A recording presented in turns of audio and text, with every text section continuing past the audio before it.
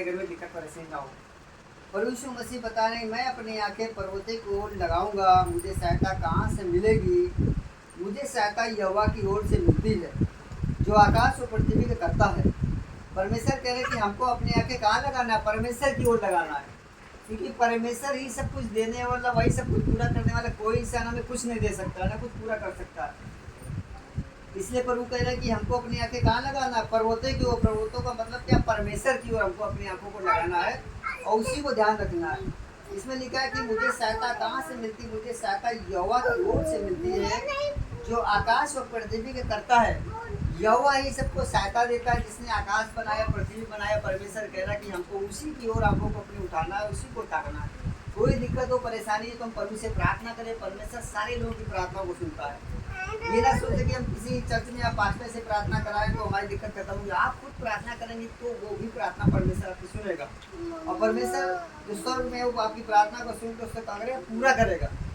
कोई दिक्कत परेशानी कभी हो, प्रभु को दिल से याद करें तो प्रभु यीशु मसीह आपके पास आ जाए। परमेश्वर कहता है कि बुला के तो देखो, दिल से बुलाओगे तो प्रभु कहते हैं हम स्वर्ग को छोड़ के तुम्हारे पास आ जाएंगे। और जब प्रभु आएगा तो घर आशीषों से भर जाएगा। और इसमें आगे प्रभु जी बता रहे हैं तीसरे वचन में, वह मेरे पाँव को चलने न देगा, मेरा रक्षक कभी ना ऊँघेगा। सुन, इस्राएल का रक्षक न ऊँघेगा न सोएगा। परमेश्वर कह रहा है कि हम तुम्हारे पाँव को कभी भी चलने नहीं देंगे, कभी भी तुम्हारे पैर गलत जगह पे नहीं फंसेंगे, कोई दिक्कत परेशानी तुम्हारे घर पे नहीं आएगी। परमेश्वर कह रहा है हम सारी दिक्कत परेशानी क्या करेंगे? तुमको बचाएंगे। तो परमेश्वर क्या करता है? हम लोग को बचाता है। इसलिए प्रभु जी कह रहे हैं कि हमको क्या करना है? अपनी आंखों को कहाँ लगाना है? परमेश्वर की ओर लगाना। हमारी हमको अपनी आंखें पर्वती की ओर लगाना। पर्वत हमारा कौन है? पिता परमेश्वर। और इसमें आगे लिखा हुआ है 5वें वचन में, यहोवा तेरा रक्षक है, यहोवा मेरी दाहिनी ओर मेरी आड़ है। न तो दिन को धूप से और न रात को चांदनी से मेरी कुछ हानि होगी। प्रभु कह रहे कि आपकी कोई भी हानि दिन को हो या रात को, परमेश्वर कह रहे कि हम हमेशा क्या करेंगे? आपको संभालेंगे। आपकी दिक्कत परेशानी कभी नहीं होगी, चाहे दिन हो चाहे रात हो। परमेश्वर कह रहा हर समय हम क्या करेंगे? हम आपको आशीष देंगे और अपना हाथ आप सबके ऊपर रखे रहेंगे, प्रभु जी कह रहा है। इसलिए हम जब भी अपनी आंखों को उठाएंगे प्रभु जी को, प्रभु की ओर अपनी आंखों को लगाएंगे और प्रभु को याद करेंगे, तो परमेश्वर कह रहा है कि हम आपको आशीष देंगे।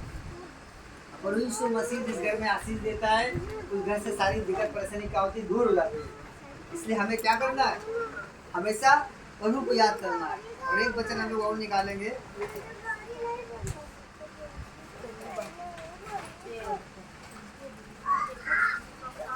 हम लोग निकालेंगे मती